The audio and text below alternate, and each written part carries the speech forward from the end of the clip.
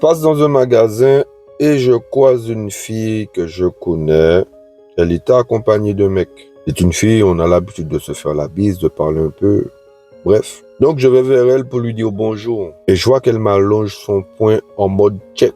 Dans ma tête, je dis, ah bon, ok, d'accord. J'aurai le temps de la revoir. Je passe souvent à son travail, elle travaille dans une pâtisserie.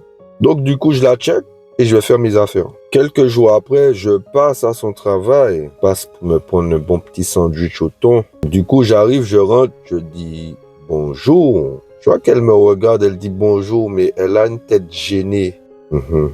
Ok. Donc, je demande mon sandwich, c'est une collègue à elle qui prépare pour moi.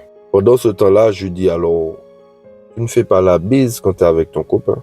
Elle me répond, je savais que tu allais me dire ça. Je me dis, ah, tu savais.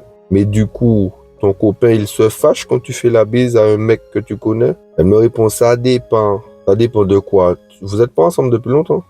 Elle me dit non. Je dis, ah,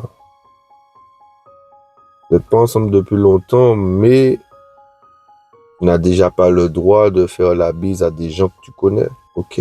À partir du moment où tu changes de comportement quand tu es accompagné et quand tu es seul, c'est qu'il y a un problème. Les gens se mettent dans des situations et après regrettent. Ça commence comme ça, hein, par des petites soumissions. Tu n'as pas le droit de faire ça, de faire ça.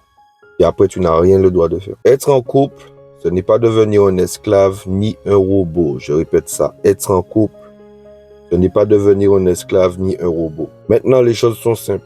Je sais comment dire bonjour à cette femme dorénavant. Quand je vais la recroiser, accompagnée ou pas, que ce soit dans 10 ans, dans 5 ans, demain, ce sera check.